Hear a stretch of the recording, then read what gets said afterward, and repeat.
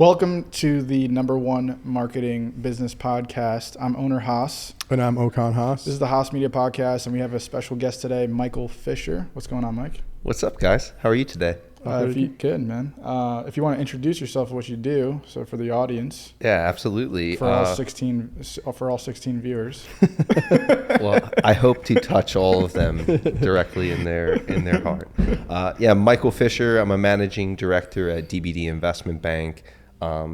Career banker, worked in corporate finance, advised a lot of businesses around.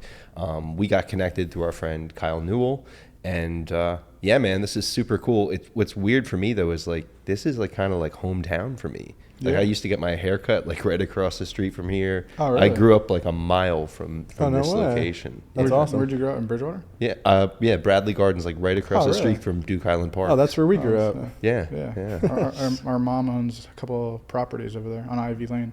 Crazy. Yeah, so I was on Hancock Avenue. Yeah. Yeah. That's crazy. No way. It's all the weird 6 degrees of separation, and then we find ourselves again. But yeah, it's really cool to be here, guys. Yeah, That's man. awesome. Thanks for being here.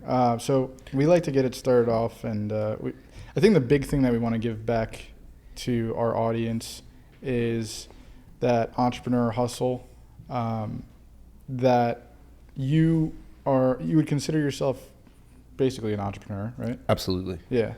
And climbing up the corporate ladder, there's 2 different types of people. There's the employee mindset, right? And then you have the entrepreneur that acts like the entrepreneur but builds his book of business for himself. So would you consider yourself more of an entrepreneur, when you started off getting into finance space? I don't know, man. It's hard for me to say. I always find it kind of funny how I got started in finance. Real quick background on me.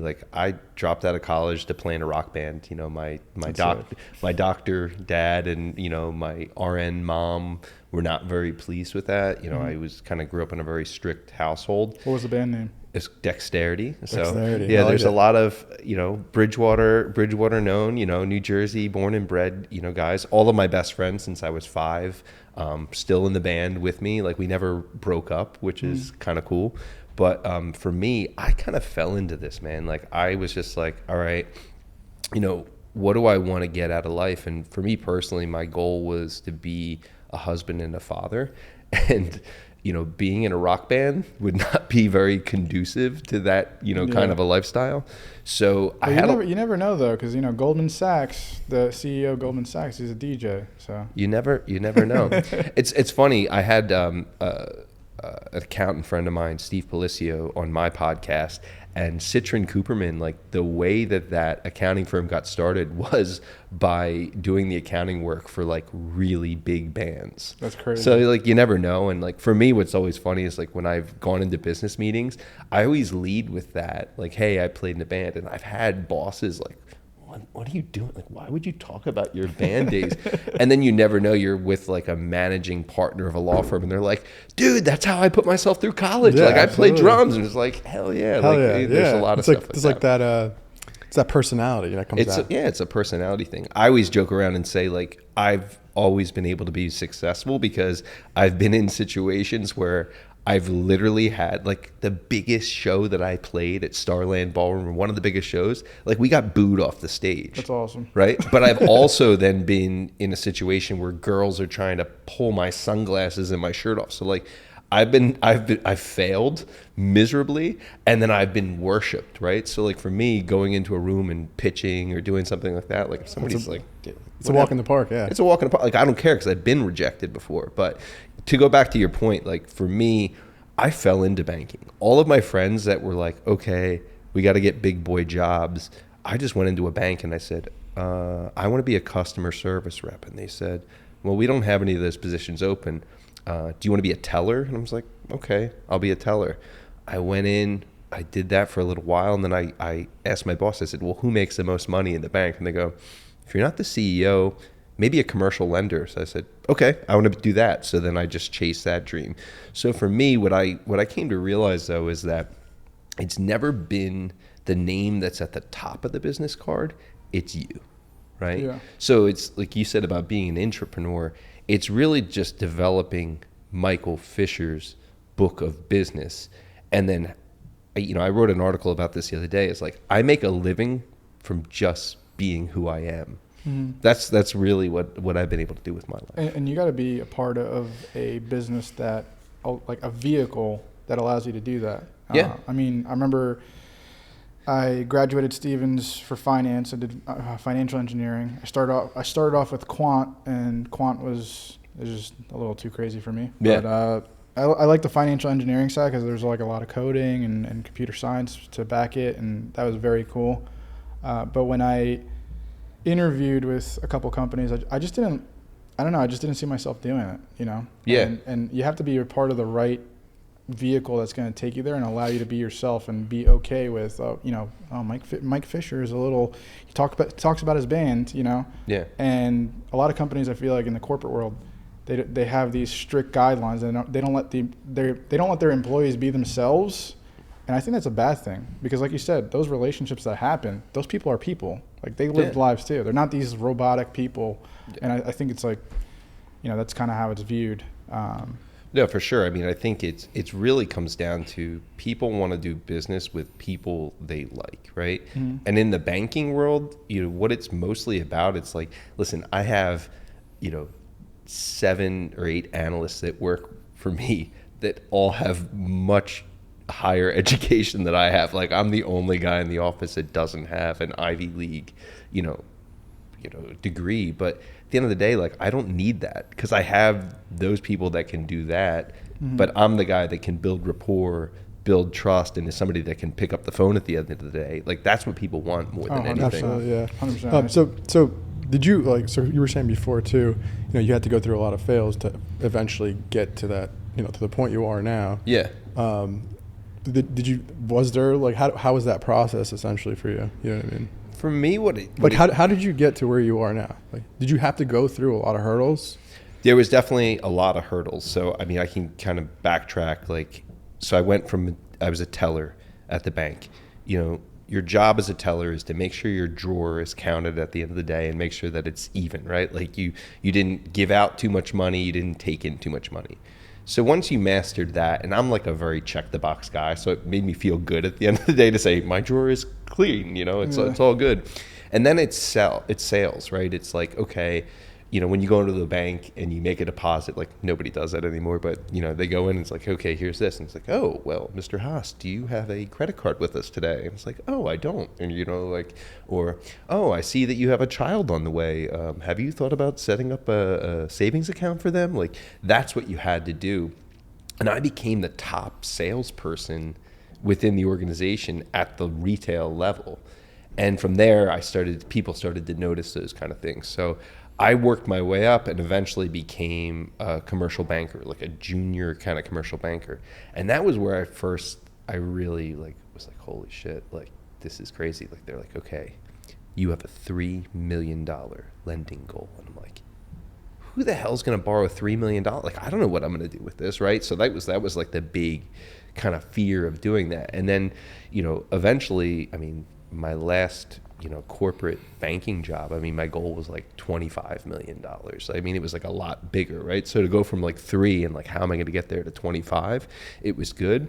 So for me, it was really just believing in myself and then learning how to build like a really, really strong network. So that's how I think all of my success comes from just relationships that I've had, just giving as much as I could without looking for anything in return. Mm-hmm. And that's what I just did constantly.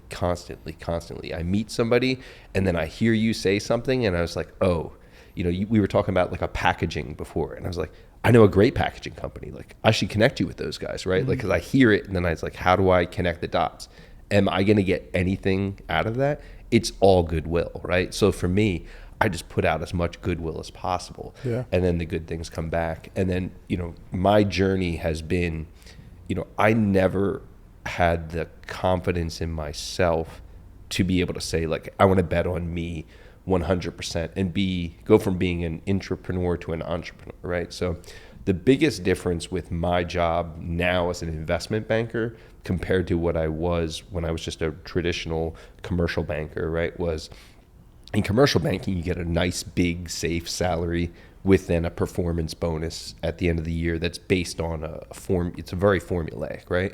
So at the end of the day, you eventually start to make, whatever it is, $200,000 plus bonus, but then you eventually just hit the ceiling. And I was like talking with my wife, and I was like, I have aspirations to be more than this, but I never had the cojones to like just fully bet on myself. So unfortunately, what I did was I would kind of do a little side hustle on top of my safety net that I had here, but I still kept hitting a wall, tons of burnout, because I was just like burning the candle at both ends trying to do these things. And then that's when I finally said to myself, you know what? I have the confidence in myself to do this. And now in investment banking, it's eat what you kill. Like you constantly just, it's a hustle. It's making connections. And, I only get paid if deals get closed. Yeah. Yeah. What would you say to, let's say, somebody starting off, like a younger crowd starting off, and they want to get into essentially investment banking? What advice would you give them? I don't know. It's a really tough thing, right? Because for most investment bankers, young people, right, we open up our, an analyst position, and we'll easily get 2,000 applicants that are in college that are, trying to figure out a way in. I've literally had kids' parents reach out to me on LinkedIn and say, hey, my son is really interested in getting in investment banking. So what I want to be very clear with everybody on is I did not take the traditional path to investment banking. Investment banking for most people, younger people, it's you're an analyst. You're working 20 hours a day. You're sleeping under your desk. Like you have the asshole managing director just like, saying you have to do this and you have to do that. Like I didn't take that path. For me, what I did was I was like, okay, one of the hardest parts of my job is finding and sourcing opportunities. There's always somebody in the back end that can do the number crunching, and I understand how to do all those things, but that's not what brings me fulfillment. Just like what you were saying before with what you were doing, like, this sounds cool, I like this stuff, but it's not going to bring me fulfillment, right? Yeah. So what I would tell most, younger people, and I think this goes along with, kind of what's going on with AI and different things like this. Like I read an article about this the other day. The career path to become a managing director at an investment bank involves, okay, you're an analyst for 4 years, then you're an associate for 2 years, then you're a prince, like you go through all this progression. But now with AI, a lot of that early stage stuff, that grind that you had to do, like AI can do all that, right? Like creating pitch decks and creating, confidential information memorandums, and even like financial analysis and projections. Like AI can do all that now, right? 100%. So I think that's why it's important. I went to school, like I said, for quant and ended up switching to financial engineering, but being a financial engineer or even a quant that deals with coding and knows how to prompt, that's going to be the next big tick into the finance industry. Absolutely, right? But I mean, what I'm saying is like, how do you then have that career progression to become the top? How do you think AI will impact, like on a macro level, the financial industry? I think that AI is going to be something that, AI is essentially just a ton of data, right? And you can see what's occurred with, doing a certain deal in a certain industry in the past. And you can get a ton of information and say, historically, this is how a company can grow, right? So like there's not much, art or science behind that anymore, right? Like obviously you need to talk about a company a certain way if you're selling it or you're raising capital for it. But I think AI is going to take on a lot of that kind of busy work. It's going to take away from that. So that's what we were talking about before. I think people should be focusing. I think younger people should be focusing on the soft skills, right? Yeah. How do you get in front of somebody? How do you build rapport with somebody? That makes a lot of sense, yeah. How do you look to help people? Because I don't think, maybe if we're just in a virtual society, you could have an AI bot that's on camera selling you something. But at the end of the day, most people want to deal with a human being. Absolutely. And most people don't know how to be a human being, And that's going like down and down every day. And even if it gets to that point, I've seen a lot of talk about how they would regulate. Do you follow Jeremy Minor by any chance? No, I do not. He's a big sales influencer. Yeah. And he I think you would like him. Yeah, you'd like it. You would like stuff. His approach on sales is like very of how you spoke about it before. Yeah. But he talked about how AI is coming into the sales industry and selling people, and right now it's a free for all. It's a very gray area, and people will get sold by AI, right? But it's just going to take one lawsuit that says, "Hey, that person sold me, and they conned me or manipulated me with software," right? And it's going to have to say, before a call happens, "Hey, just letting you know, this is an AI conversation." And I think that goes back to what you're talking about with soft skills.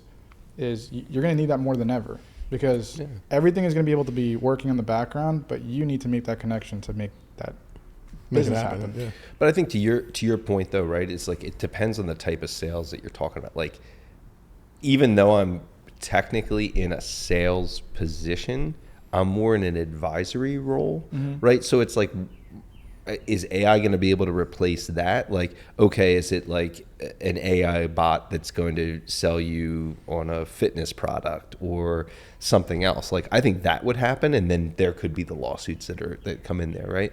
But like, we're in such a heavily regulated industry. It's really like, think about that. Like, I'm selling someone's business. Like, that's their baby. I mean, I can't tell you how many companies that we're working with now where it's like, like I don't have any savings or anything like right now. Like, I have a little 401k. All of my wealth is in my business right 100%. now. And then they're going to exit for $100 million. Like, that's the other thing that I think AI is never going to be able to do, is have that human intuition, because you're looking at numbers and data, and there are some times where you have to take risk, right, to get that reward. How is AI going to even be able to calculate that risk to be able to say, hey, let's take this risk, even though it's an 80% chance we're going to fail, but that 20% that happens can double our business or triple our business. So, but let me put it to you this way: that I think you'll go, oh, okay, I get it, right? Let's say HasMedia, becomes I'm going to put this into the universe. HasMedia becomes a $500 million company, right? And I truly believe that can happen. I think you guys are doing really, really great stuff, right? You.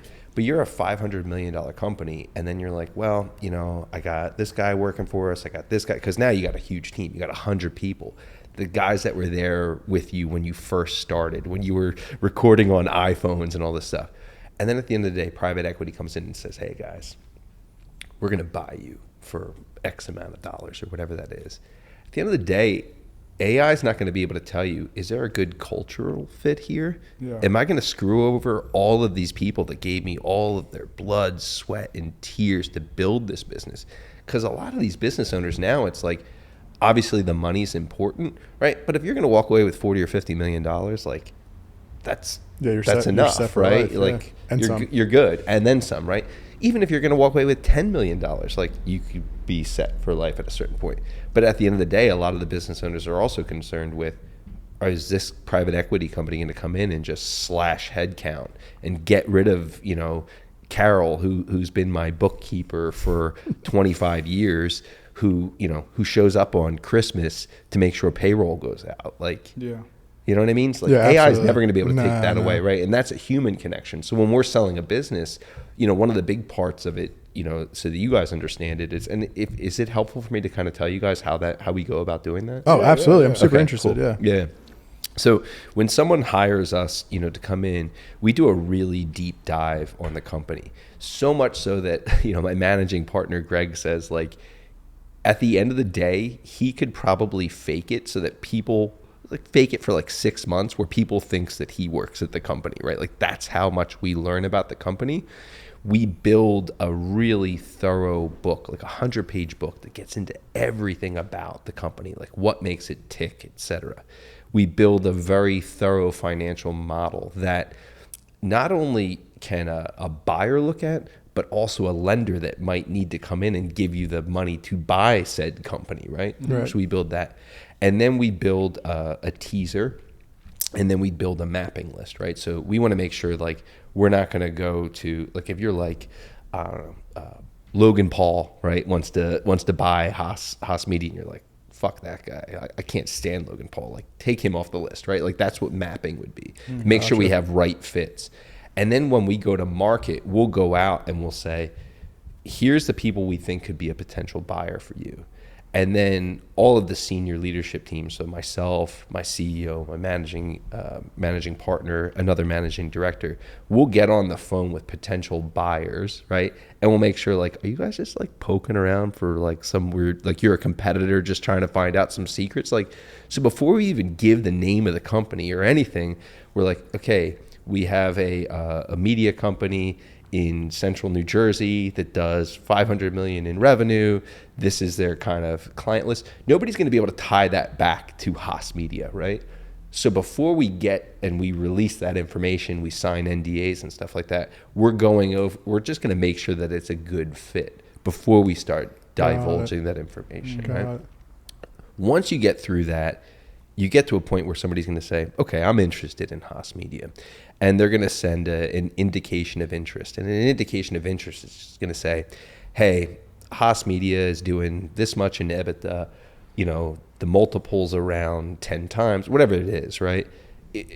And then say, we would be willing to pay anywhere from $600 million to $625 million for the business or whatever. And we're using really big numbers here, right?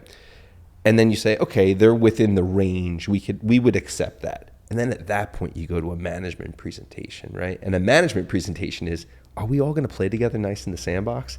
Like, is this guy a total asshole? Like, I can't have this guy come into my place, right? Because you might only be selling a portion of your company, right? So you're going to have to work with these people for a long time, right? And that gets back to the point where, like, how would you recreate that? Through AI or anything like that. Yeah. It's that human connection, right? It seems like it's human connection from the very start. You know what I mean?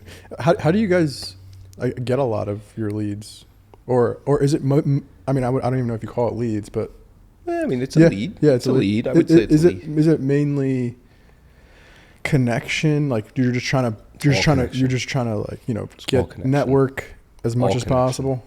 Yeah, it's all connection. Yeah. For me, I've never cold called, which I kind of maybe look back on and say, like, I would have liked to have cold called a little bit, because like that, like guys that sit there and like dial for dollars, right? Like that teaches you how to get some really thick skin. Like how many people hang up, right? Like what's the chance? Like, you might make 100 calls and one person will actually talk to you for a second for 5 minutes before they hang up on you. One of the guys that we work with, he always says, he always looks for a lot of no's. So if he gets 99 no's, he's just like, I know a one yes is coming. Absolutely. Right? No, that makes a lot of sense. It makes a lot of sense. But for me, what I've done is just really do my best to build a really, really strong network. So I'll give you an example. What I would do with someone like you guys is like, I'm like, man, these guys are putting out, like I told you this as soon as I came in, I was like, dude, like, you guys are doing, the visual aspect of like the picture that you guys are putting out in what you're doing is bar none some of the best things that I've ever seen. Oh, thank you. We're talking compared to, the Joe Rogans of the world, whoever it is, like you're like visually, it's so impressive to me. Thank you. And so with something like that, like I would say to myself, okay, I'm talking to my friend Bob, who's an accountant. And he's like, I want to get started doing a podcast, right? I want to start like working on my marketing. Like that's what I would do first. And I would say, okay, as soon as I see the Haas boys, I want to get them connected to a Steve. Like I'm not looking to see like, okay, with all the businesses that you guys work with, who could they refer me an opportunity to sell a company? That's like the secondary thought. For me, it's like, how do I help these guys first? So whether it be you guys, whether it be an accounting firm, whether it be, I look for opportunities to serve others first and give something to them first. Then at the end of the day, they're like, oh, wow, he thinks highly enough of me to make that referral. And then from there, you guys are going to want to get to know more about what I do. And then that's always going to, hopefully I can have that in the back of your mind to say like, hey, I'm talking to this window manufacturer or whatever that's out there that we happen to be doing, social for or whatever. They're in their early 60s looking to transition. Hey, you guys should talk to my friend Michael from DBD. Like that's how I've built like all of my leads, referrals that come in just come from trusted sources that I had, given, an opportunity to. Absolutely. And you talk about a lot of just putting time in, and you were talking about a group or a club that you were trying to be a part of that cost $5,000, right? Yeah. I think that's very important, is investing back into the book of business, because one of the guys that we work with, he breaks it down with a lifetime value of your customer. So if somebody's paying us $5,000 a month and we know that on average they stick with us for, let's say, a year and a half, that's $90,000 in gross revenue that we can potentially get from that client, right? So he always says you should be able to spend $90,000 to acquire one customer. Obviously, if you spend that $90,000, you're going to get more, but that should be the rule of thumb to break even. But it's important because what you're doing essentially is your marketing dollars are going into investing into these groups or these seminars or these clubs and meeting these people. And I think that's very important because people, they don't look at investing into those type of things as, oh, I'm going to get more customers. And you shouldn't be looking at it that light, but the more connections you build, people are going to start asking, oh, hey, Mike, like, nice to meet you. What do you do for a living? And then when you explain it, that's how you start building relationships. So can I flip it on you? That's like maybe even like crazier. Like I gave that example. We were talking about the fitness industry and I said like, hey, look, like there's a lot of people that have, only like I would say, I hate to say it, but like only our friend Kyle Newell is doing something original, right? Yeah. Really original. Yeah. Whereas everybody else, it's like, okay, there's this 3-pronged system. Move more, train with weights, eat right. And it's like, okay, you and 30,000 other guys out there are doing that, right? Maybe more. Yeah. So it's like, what I was talking about with that is like, John Madsen's Superhuman, right? Like he's not doing anything. He's not teaching you anything new, but he's trying to attract a crowd where I would want to invest in that because I would get the kind of people that I want to hang around with, right? So when I invest into something, I'm investing into what's going to be personally beneficial for me, right? And then there's lots of ways that you can do that for free, right? Like, Kyle and I are part of it. You came to it, right? I have this M&M, MM Collective dinner. I said M&M. My wife is Melissa and I'm Michael, so everybody's like M&M. Right? But I started this MM Collective. So MM in accounting is millions. That's how I learned it back in the day.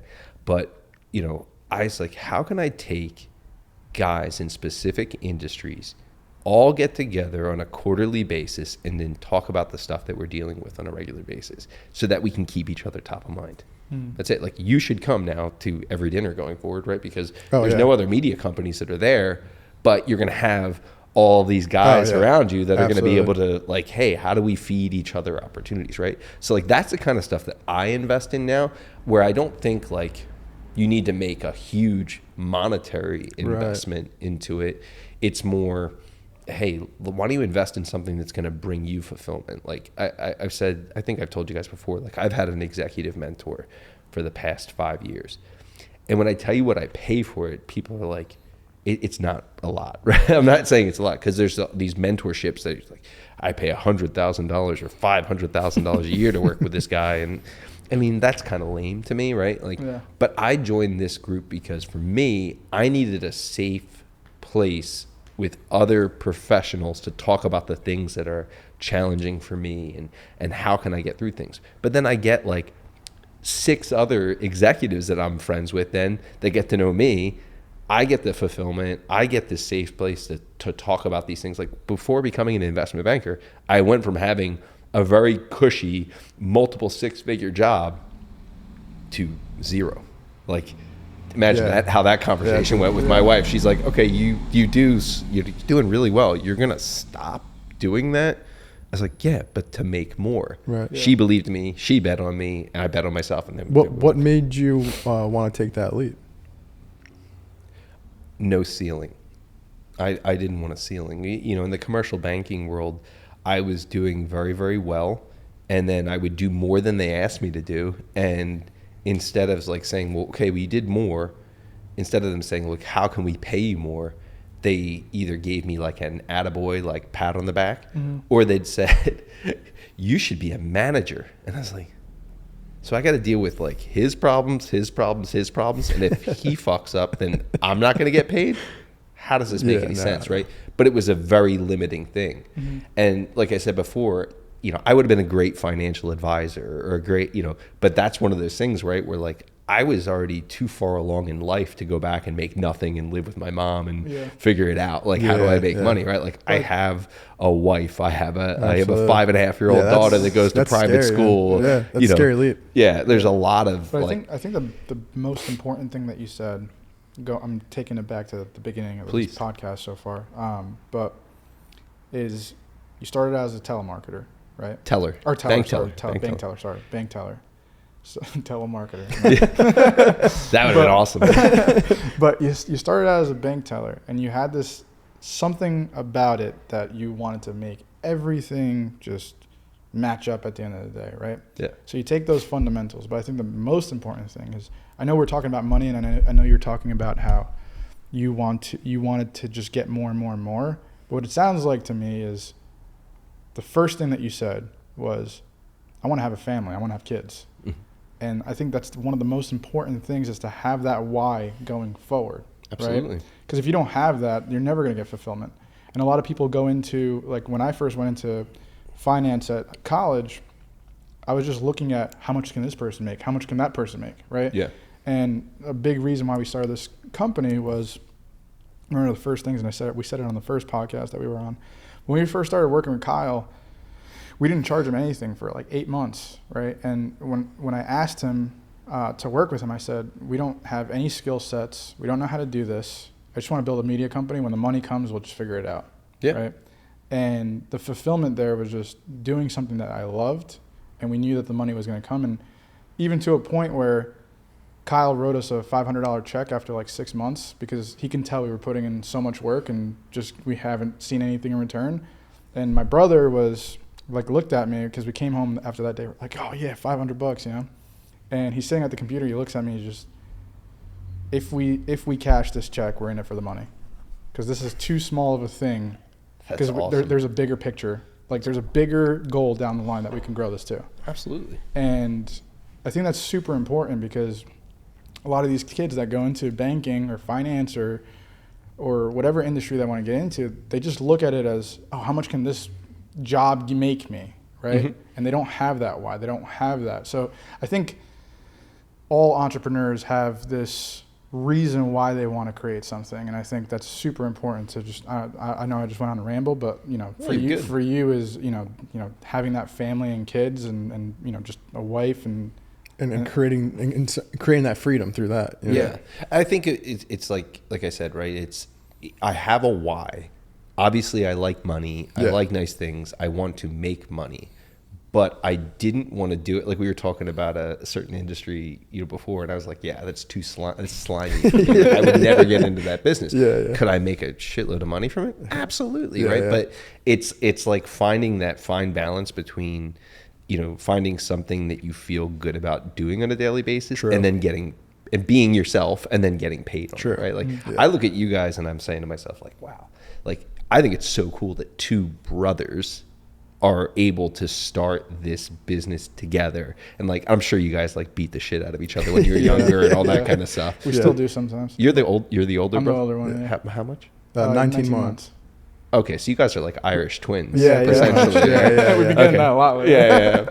But no, I mean, like, it's one of those things for me where I say, okay, I can get up every day and help and serve people, and then get paid handsomely for it. A lot of people that get into investment banking, you ask these kids that are, you know, the 2,000 kids that apply for this thing, it's like, well, why do you want to be an investment banker? It's like, well, I just want to make millions of dollars. It's like, yes, you can do that, but my real why behind it is I get to help people and be myself, and then get paid handsomely for that. Absolutely. You know, which is really cool. But I mean, I think you have to have motivation for anything. Like people ask me all the time too, like you guys didn't know me back then, but you know, I used to be a bit huskier than I am now. I mean, I was never like a super fat guy, but like, I mean, a big part of me taking that jump, right, was when I finally got the confidence in myself. Like the two monkeys that were always on my back were money and my weight and the way that I looked, right? Once I conquered that, you know, like sick. It's like that's when I I was actually going to ask that too. Like, when did you start that fitness journey? Because you're very fit. You seem like you exercise consistently. Yeah. So for me, the fitness journey, I've always been interested in it. Like I bought P90X. Like I did all this stuff. But I was always like, buy Bowflex? I do not have a Bowflex. I'm trying to think, like, I didn't buy like a Bowflex shake weight, like nothing like that. But for me, I was always a guy that worked out like 6 days a week. I was always on a diet, but I never, like, people would be like, yeah, right, you work out 6 days a week? You're like, yeah. Like, it just never worked for me because I had all these weird, things in my mind that said, oh, you're carb sensitive, you're this, you're that. And there's so much information out there. It's information overload. Yeah, they confuse you. Yeah, and the problem is like if you don't stick to something consistently for a while, track your data, and then figure out if it's working or not, like you could do keto, you could do carnivore, you could do the sugar diet, you could do fasting, right? But if you only do it for 2 weeks, like, and then you just jump to the next thing. So I was just chasing the next shiny object all the time. But for me, when my daughter was going to be born, and it was crazy because it was right before COVID, I said to my wife, I'm like, you know what? I'm gonna get the equipment to work out here at home. And then I finally decided, like, hey, I'm gonna hire somebody to help me do this. And if they told me to only eat broccoli, stand on my head, turn my underwear inside out, like, and that's gonna get me abs, like, I would do it. And then I learned the right way to do it. Like, that's why I say to people all the time, like, if you're stuck, hire somebody like Kyle, right, who can really take you through the process and give you something sustainable. I think with Kyle too is, like, going back to the sustainability factor of it, is a lot of people come to him for the weight loss, but they don't realize that they need help on the mental. Oh yeah. And that is the biggest challenge, is how do you get over that hurdle of the mental? Because like you said, you can try any diet in the world. Any diet works. Yeah. If you stick to it every single day and that's your thing, it'll work. Yeah. But you have can you form a habit around it? Yeah. Can you form a habit around it? But I mean, what I say all the time now is, you command a whole different type of respect when you walk in the room now. Like, and it gets annoying sometimes when we're like, oh, here comes Ocon again, the jacked guy, like, oh, this guy doing this thing, right? You get a lot of that. But when I see somebody that's really fit, I say, he's disciplined. He's somebody that if I gave him my business, I know he wouldn't drop the ball on it, because he doesn't drop the ball on that kind of stuff. My motivation for fitness, though, is my daughter, right? Like, I just want to, I want to be fit. So my daughter, when she started to finally recognize me as being fit, then that just like poured gas on it for me. Because she said to me, she's like, Dad, like, I've told this story to people, like, well, why are you motivated to do this? And a lot of it's new dads, like, who have put on that extra weight because their wife was pregnant, whatever. And they said, well, why do you do this? And I said, well, my daughter came up to me one day. I think she was like 3. She pulls on my pants and she said, Daddy, are you going to work out today? And I said, yeah. She goes, what about tomorrow? And I was like, yeah. She goes, what about the next day? I said, yes, Charlie. What are you like? What are you getting at, babe? She goes, I just want you to stay the way that you are. She's like, you look like a superhero. Oh, dang. And I'm That's like, awesome. Oh man, like, I could never drop the ball on this now. Like, I mean, like, that's how my daughter views me as a superhero. And what more could you want out of your life to have your kid think you look like an action figure, right? Yeah. She checked you real hard. She did. She did, right? And I've said that to people and they go, oh snap, like, if that happened with my kid. And it's kind of nice for me, like, and again, this is not me boasting, bragging, flexing, whatever you want to call it. It's nice to be able to go to the pool party in your neighborhood and be the fit guy that's in the pool throwing the kid up in the air, not like where I used to be, was like, all right, let me put on the t-shirt. Is it going to be weird if I get in the pool with the t-shirt, because I don't want anybody to see my moobs. That's a technical term, just in case anybody wanted to know, the moobs. Yeah. But like, that was something for me, but that always held me back. Like, I would have never been able to make the jump from traditional comfortable W-2 living to investment banking, eat what you kill, if I didn't fix my mindset and my level of fitness, because that was a big thing that held me back. So you'd say your success started with that kind of like the very, very root of it would be like, all right, I need to work on myself first, and then everything kind of will expand from there? Or was it a little? So it didn't start with the fitness side, but if you guys want to hear like kind of how, what I think was the thing that like really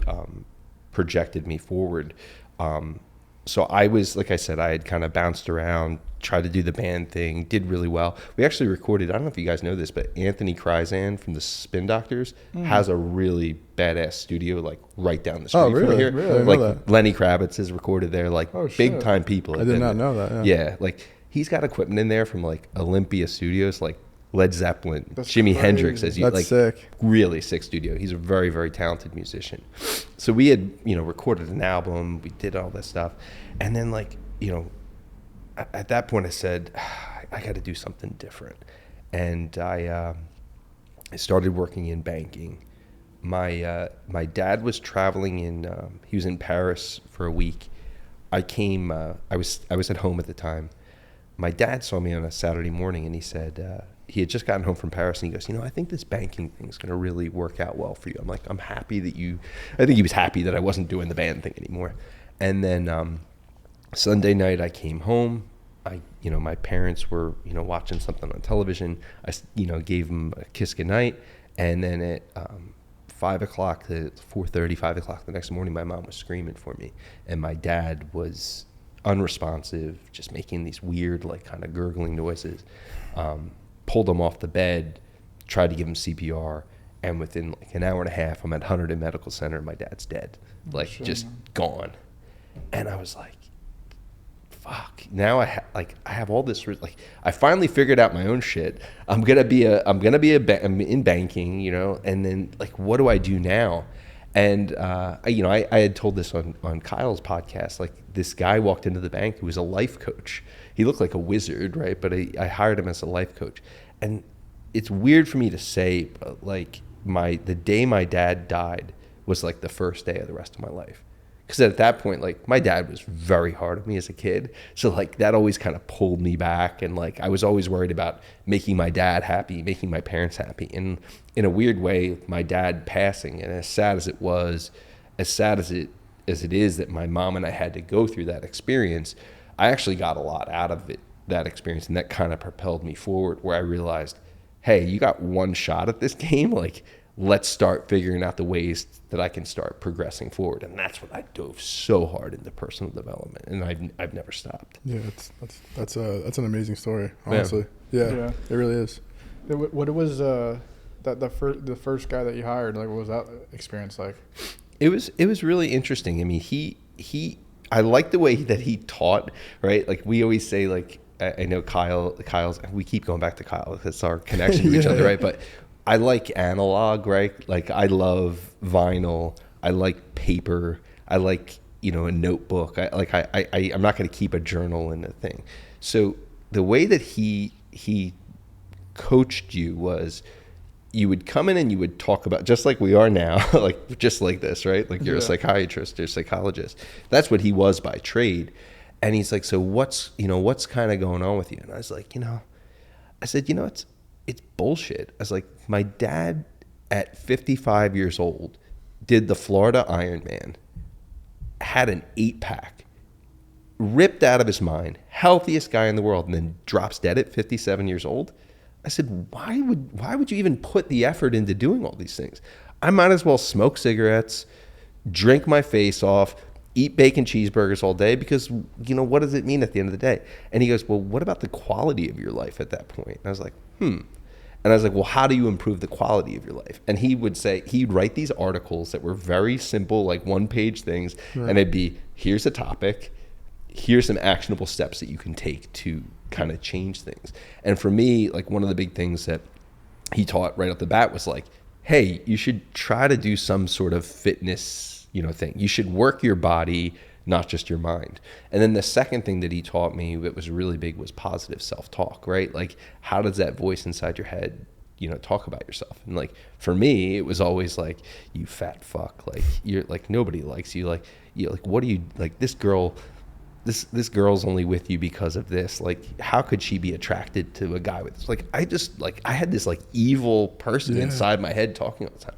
And flipping the script to being able to start talking to yourself like positively, right?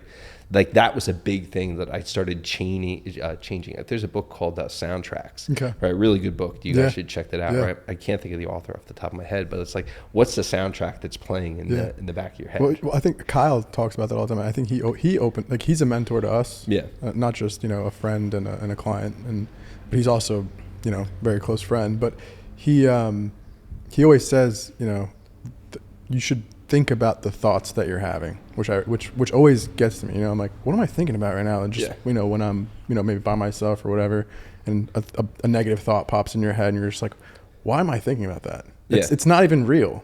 You know what I mean? I feel like a lot of people fall into that trap, and they think it's who they are. You know what I mean? Yeah. And I think it really just start with moving your body, right? Going for that walk, being consistent with working out. Like for me, when I don't work out for like 2 weeks or something like that, I start getting in this like lower frequency, but I don't connect the dots. Like when I'm in that state, I don't connect the dots that it's because of this other thing. It's because of this other thing. It's just probably because I'm not moving my body. Yeah. You know what I mean? And it's like, oh, that's what it is. And once I start moving my body, I'm like, oh, I feel great, and I'm going to eat better a little bit. And now I feel a little bit better. You know what I mean? Yeah. It's like, all right, now I'm good with this, but can I stick with this? You know what I mean? And that's what we were talking about. Like we were saying, like we're all fans of like EOS and stuff like that.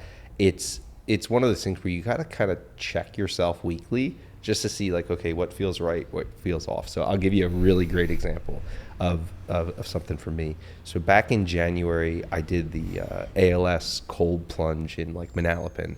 So like I cold plunge every day. Like that's like what I do. Like I have a chiller. I got the barrel with a chiller, 45 degrees, like all year round. I'm cold plunging. So I did this polar plunge challenge. I came home. My cold plunge needed to be cleaned out. My daughter got sick, and so I stopped cold plunging. And then like 2 weeks go by, and I'm feeling like really like anxious, and like it's kind of weird. Like some of these like bad habits started kind of like, or not habits, but like bad things, like my inner voice. It's just like that like lower frequency, right? Yeah. And then I realized, I started thinking to myself, I was like, well, you stopped cold plunging. But what do I do after I cold plunge every day? This is like one of my, want to hear my daily routine things that I do. Yeah. A while back, I listened to a book called Conversations with God, and it completely changed my life. And what I realized was like prayer is not about like Jesus and God or whatever that is to you, right? It's more just being thankful and being grateful on a daily basis. So every single day, I get up, I cold plunge, I take my bare feet, I put it on the earth. If there's snow on the ground, if it's raining outside, I do not care. I stand, I look towards the east, towards the sun, and I say, thank you for all the blessings that you've given me.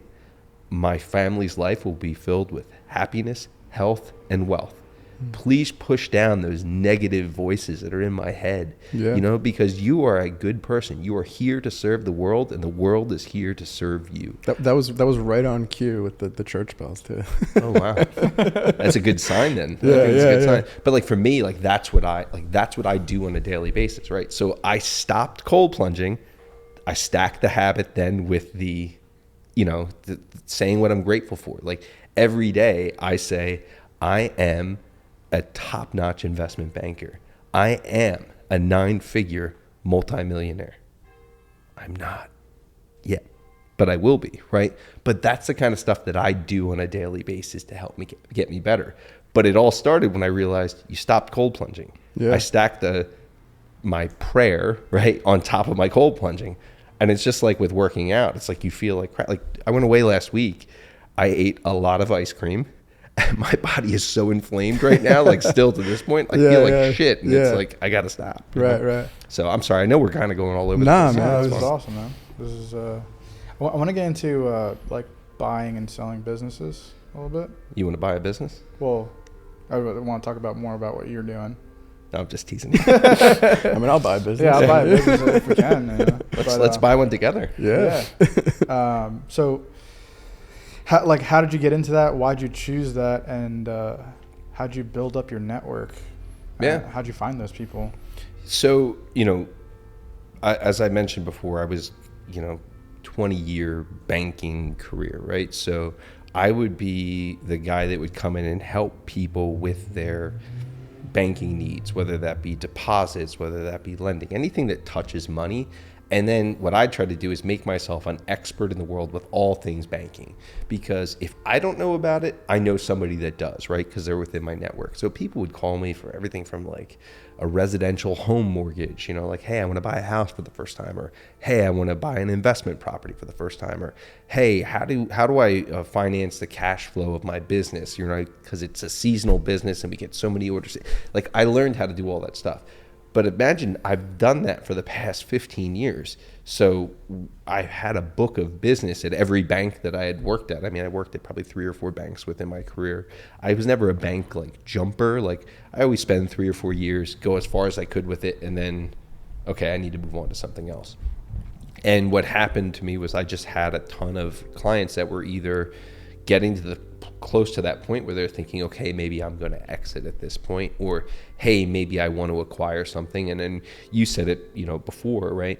There's I don't know the stats on it, right? We could edit this in, right? But you know, how many businesses are going to transition in the next 10 years, right? Yeah. And there's a lot of people that are out there. There's a lot of businesses out there where, you know, maybe your dad had a window washing business, and you're like, I don't want to take over my dad. Like, that's not like very sexy. Like, I don't want to, even though it could be a great opportunity for you to do it, right? So there's a need now for people to transition their business. And like I said before, there's a lot of people that have their wealth tied up in that business, right? There's an easy kind of transition to that.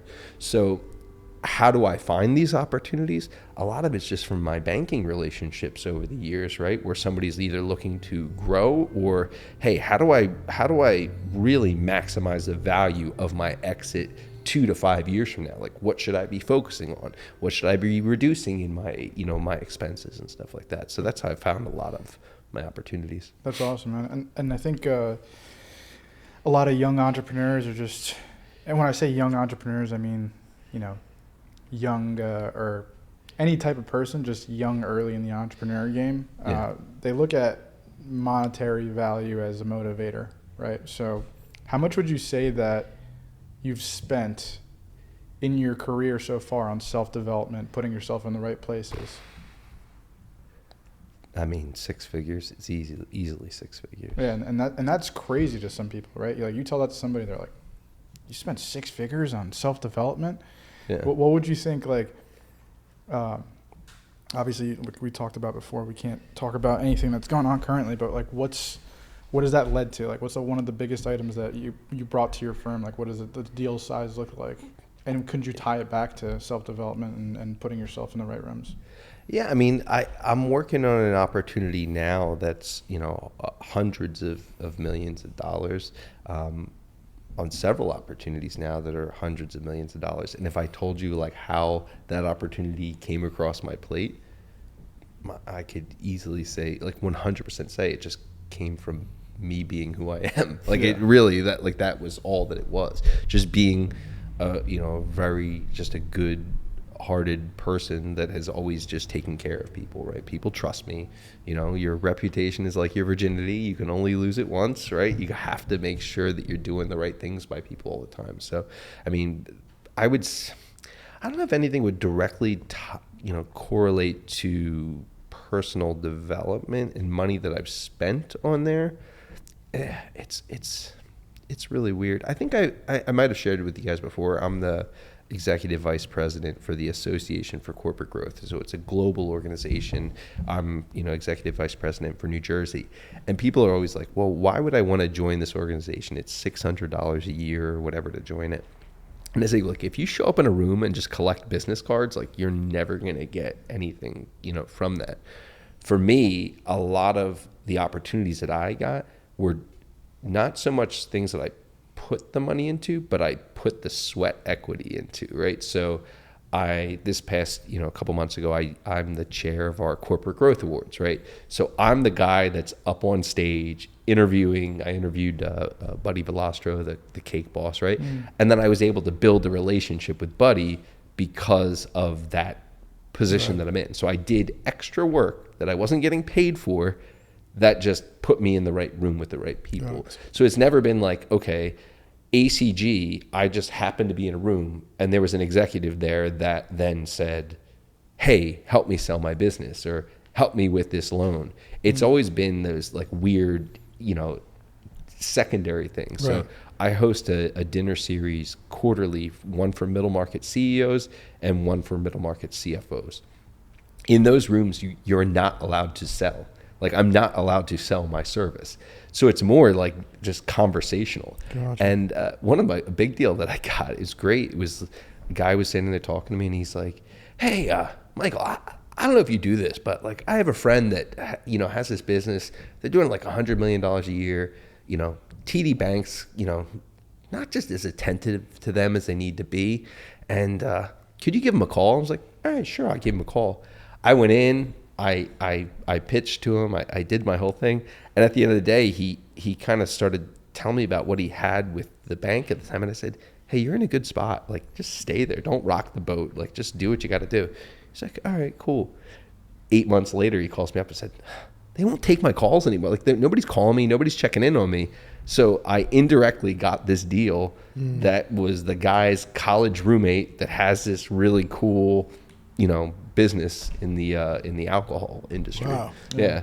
So it's just a weird thing. It's just building those connections, really, right? Building those connections. So is that the number one thing you'd say that you would say advice wise for people? It's in the entrepreneurial space or really any space is just all relationships.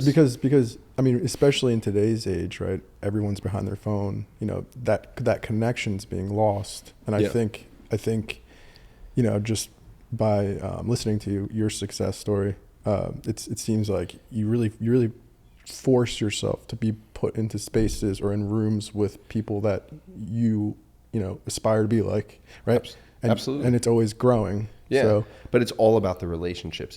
How do you start that? If let's say you're somebody who has trouble finding those groups or trying to be near people that are a high level, how do you find those people? What is a good way? What is a good strategy to start putting yourself in those rooms? So what I would say is, and I'm sorry, I keep going back to HasMedia just because it's an easy explanation, right? Absolutely. You guys are in the marketing space. So if I was you guys and I wanted to start, from scratch, how do I build this business? Like, I think what you did with Kyle was brilliant. It's like, listen, I don't know everything, but I'm damn well going to learn to be the best at it. That's who I am. I'm willing to do it for free. I really see like you guys saw something in Kyle, and then you guys went and said, okay, how do I help him amplify that? There's the key word. You wanted to help him. You weren't saying this guy could be the next Chris Blumstead or whoever the hell it is, right? Yeah. And I think we can make a shitload of money from this guy. No, you just said like, hey, you got something special in you. How can I find a way to help you, right? So what I would say is like, it depends on what business you're in. It depends in what space you're in, right? I used to be the guy that I just said yes to everything. So I joined a bank. I was working at a bank. I was a junior lender. And I was like, okay, well, where are most people getting their business from? I talked to guys that were, success leaves clues. Talk to a successful banker. Like, go to like the best media company that you've ever seen in your life. They'll talk to you. Like, they will easily talk to you. And you'd say to, I don't know, Bob Media or whoever it is, say, well, how did you get all your success? And it's like, you know what, man? I just started working like with local, like small businesses that really, needed to really accentuate their online presence. Like, that's how they're really going to grow. Success leaves clues, man. Like, so how do I get into a room with more of those people? Okay, well, maybe it's for you guys just want to be in fitness. Like, that's your niche. Well, then maybe you go to a fitness conference where there's other people that are Kyle that's out there that you could then sell to, right? So, and then after a while you'll realize, okay, I went to that conference and it was just a bunch of, like, those guys it was all people that wanted stuff from me, like, that were trying to sell me editing, help with editing or help with, podcast or whatever it is. Like, you're like, okay, that's not a space where it's, it's going to serve me. Right. So I think it's just trying to find out where those people are going to hang out. But I would always go to somebody that's been very successful. And what's funny is with investment banking, I didn't do that at all, actually. Like, I didn't go to any really super successful investment bankers and say, well, how did you build your practice and how did you build your business? I just knew how to build a practice, like a business or a practice or whatever it is. And then I just did what I always did, right? Yeah. I was just me. And it was, how can I help this person? How can I help that person? Right. And then recognizing where you might be weak in something and then going to an expert. Like, that's why I'm talking with you guys about a business opportunity that I wanted to work on with you guys, because like, I know I don't have that skill set. I know I have a lot of skills, but I don't have the skill set that you do. Makes sense. Yeah. 100%. But I think we got only like a few minutes left on one of the cameras. So I just want to ask one last thing. This has been an awesome conversation so far. Thank you guys. That has been amazing. And it's just cool to see, because you work with a lot of businesses. And the reason why I asked you that question of like that high ticket like value or how much you've made on a biggest deal is just because you can make money doing anything. Absolutely. Right? As long as you have your why, as long as you have the passion towards it, you can amplify anything in your life, right? What would be one last thing that you would just want to leave off of anyone, maybe not even just in business, maybe they're working at that job, they're thinking about jumping in, or they're thinking about trying to do fitness, or they're trying to create relationships? What's one piece of advice that you live with and you follow yourself to this day? I think it would be really self-analysis more than anything. I think it's regular self-analysis. If it's anything, like, people struggle with, their health. People struggle with their finances. People struggle with a lot of different things that are out there, but they never take the time to look in the mirror and acknowledge where they might be weak in something and where they could get better at it. And then even if it's uncomfortable and even if it sucks, like, if you want to be successful in something, you might have to lean into it. A really bad example for me is, like, I hate running. Hate it. So I signed up for a half marathon. And I was able to do a sub 2 hour marathon, right? Like, I did it. And then it just got me, more comfortable. But it's like, if somebody's struggling with their finances, like, well, are you looking in, like, what's coming in and what's going out on a monthly basis? If you're too afraid to look at your credit card statement at the end of the month and see what you're, screwing up on, like, that's the biggest problem. Like, if you're not gonna look at yourself and take your shirt off and look at yourself in the mirror and say, am I proud of this? Like, am I okay? Is this feel okay for me to walk around like this? Like, so I would say to anybody, it's just be really honest with yourself, look in the mirror, find out what your skills are, write all those skills down, figure out where you're weak, and then find people in your circle, build your circle around people that can help you with those other things, the things that you're weak at. And then you could probably help other people with the things that you're really, really good at. And then you can make money from anything. 100%, man. And just to Love go that. off of that, I have like a sub question before we end it. Did you have to cut off anybody in your life to get there? That's a really, that's a very sensitive question for me right now, actually, because I've started to realize that more and more. I think that you do. And some of the biggest challenges that I've had in a lot of personal relationships and friendships that I've had for years and years and years is people say to me, well, you work too much. You work too hard. You do that. Like, well, if you're not obsessive about what you do and working on yourself, like, I don't want to have somebody like dragging me down all the time. And it sucks, right? Because I've had it with family before that has said it. I've had it with friends that I've had I'm 43 years old. I have friends that I've had for 30 plus years that have been like, well, you work too much. And you, like, okay, we can still hang out and have a beer, go to a concert, but like, no offense, man, but like, I'm not going to sit here and talk about like the baseball game or the football game or like that kind of shit. Like, I want to I want to spend my extra time like with guys like you, like doing this, like talking about business, talking about how to get better. Like, how can I get better at this? I want to learn from people, right? Absolutely. So I have to cut off people all the time, unfortunately. But that always leaves room for new relationships, right? 100%. So 100%. Yeah. Well, it's been a great podcast. Thanks. thank for you so being much on, for Mike. being on. my pleasure, man. My pleasure. I hope this is the first of many. I think we could probably do a. Oh, we're definitely running this back. Yeah, we could definitely do like a part 2, but I think you guys are doing some really, really, really amazing stuff. Thank you. I'm proud to, be a little part of that journey. Thank you so much. Thanks, bro. Thank you so guys. much. Follow, like, and subscribe, and let us. And where could they find you? Where can they find you? You can find me on LinkedIn, J. Michael Fisher Jr., my website, thejmichael.com, and Instagram, I think J. Michael Fisher Jr.